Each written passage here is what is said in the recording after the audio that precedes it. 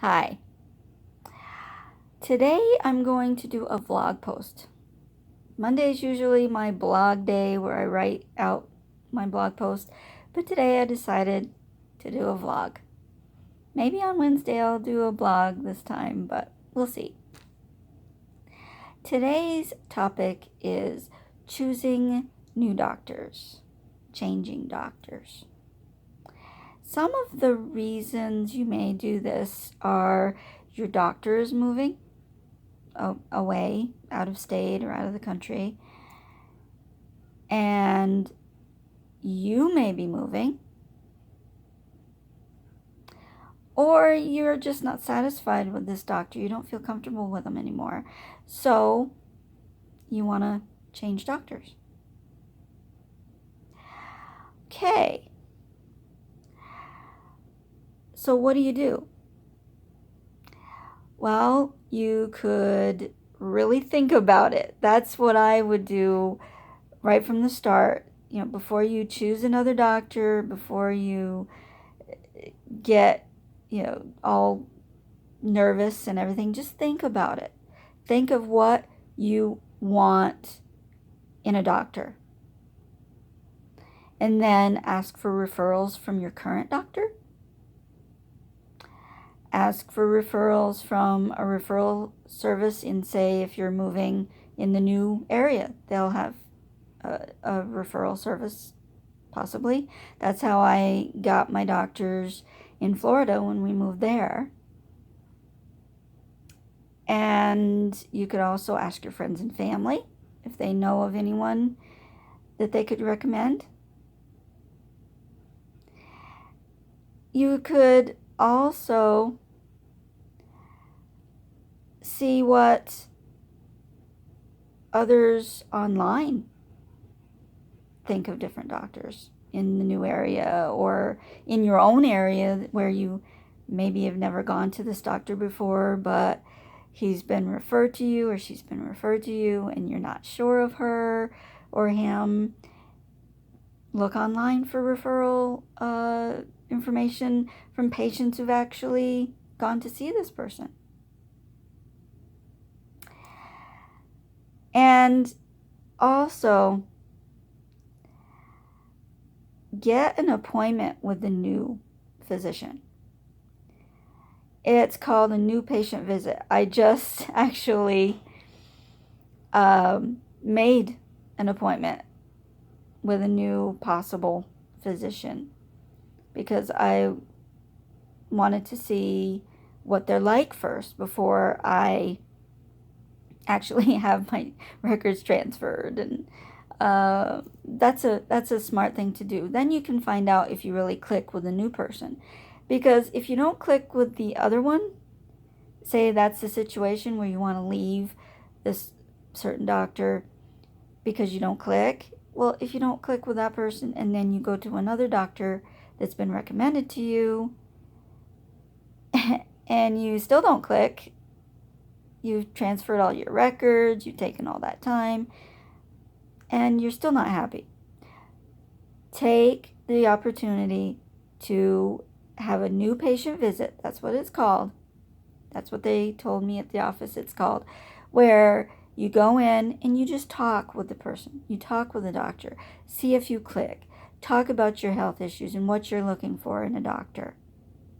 And the doctor can also talk about their personality, what they are like, what their personality is, and how they usually conduct their services, their appointments. And you can see if they're willing to work with you. I will not go to a doctor that's not willing to work with me. I have been in this body for 53 years, and I know it better than anyone. A doctor goes to medical school. They are very, very well trained in their area, but they're not necessarily trained in me. So we have to work together in order to get the best results for me. I will listen, but I expect the doctors to listen to me too. Anybody doesn't, they're gone. Or if I don't feel like they're giving me enough time, they're gone. So I've done that. I have gone to a different doctor when I feel like the one that I'm going to presently doesn't seem to want to spend the time with me. I know they're busy, but I'm busy too. And I deserve just as much time as anyone else. They need to be present for me. They don't need to be coming in for 5 minutes and then I'm gone for, and then they're gone and I don't see them for another year. No. So, another example of a situation. This is the opposite. Say you don't like the doctor and you want to change the doctors. But you do need to think, is this doctor acting in my best interest? If they are, and you just are being stubborn and saying, well, I don't want to do what they say to do, even though I know it's best for me, but I don't want the hassle. No. Give them a chance. If you have heard all sorts of awesome things about this person, you in your gut know that they are doing their best for you, and they are working with you to find a solution, then give them a chance. I have done that. This is the thing. Okay, kidney doctors. I have this thing about kidney doctors. Going to a kidney doctor for a yearly exam, that's what I usually do. I usually go for a yearly exam. Scares me half to death. And I thought, well, it has to do with the doctor. No. The kidney doctors I've gone to have been fabulous. They're wonderful, caring human beings. And they're very, very good at their job. They are very skilled professionals. The thing that happens every year when I get to that kidney doctor time and all those labs that they order, I'm like, okay, wait a minute. What if I have to have a kidney transplant? What if I have to go on dialysis? What if? And it's not the doctor. The doctors are fine. I'm just wondering on my end, is there something going on? And I'm thinking, well, Amy, think. Stop and think. Are you having some massive pain? No. Are you, passing blood? Are you doing anything? Is anything happening that will tell you that something might be going on? No. So what are you worried about? That's what I'm starting to tell myself each time these appointments come along. I was always afraid of them, even though I really liked the doctors. I was always afraid of them. So afraid of the appointment. And so I'm changing. And I think that that's something that we have to look at is the mindset. You have to have a positive mindset. Is it the doctor that you are nervous about, or is it the results that they may tell you from these lab tests and surgeries and so on that you're afraid of?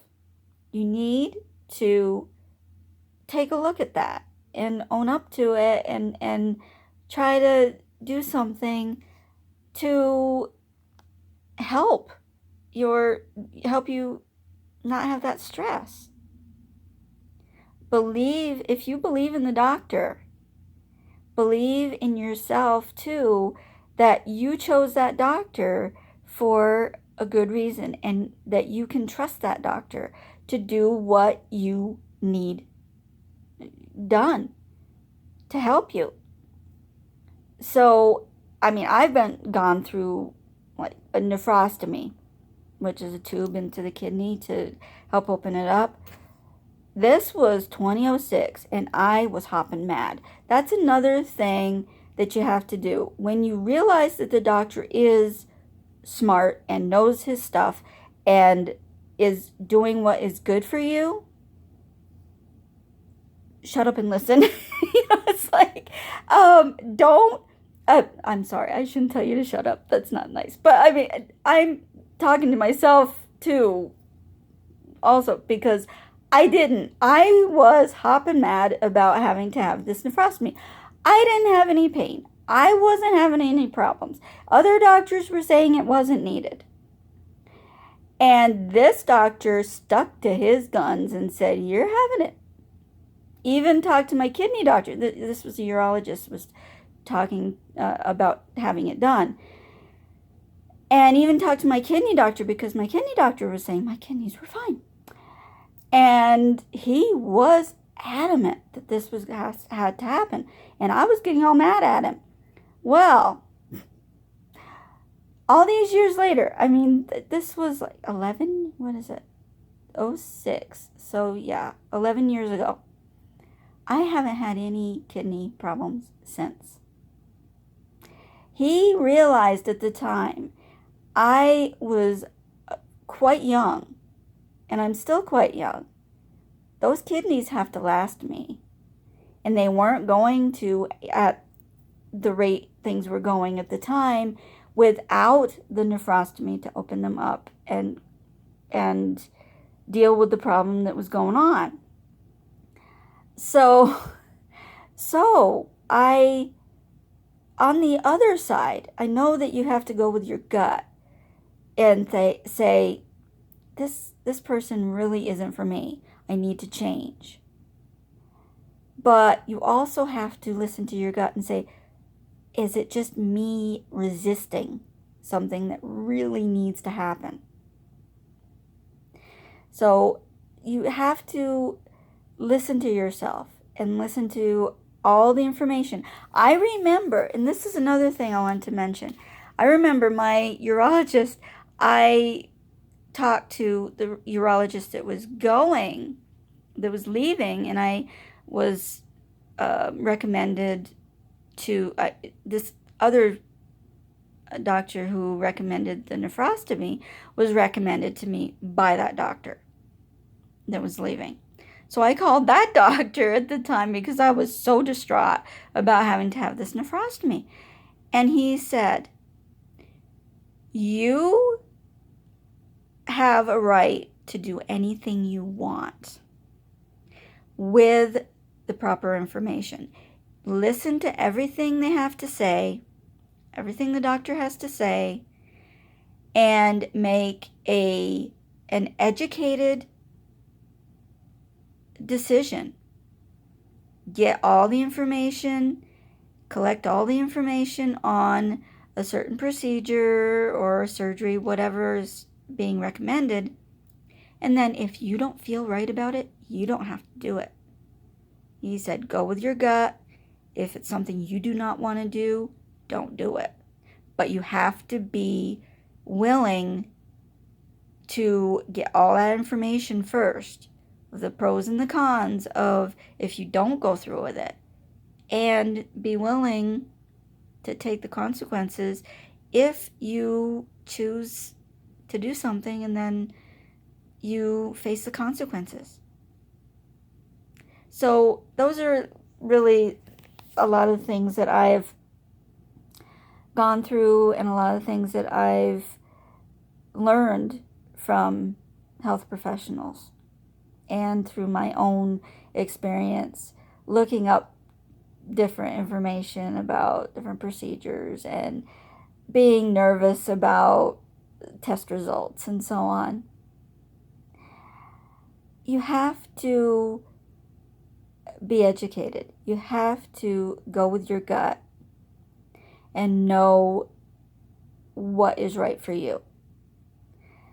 And with that new doctor, you need a doctor you can talk to, or at least that's me. I have to be able to talk to a doctor and let them know what's going on in my head and in my body and ask questions. And that doctor, he or she, that doctor needs to be able to work with me. If they can't work with me, I can't be their patient.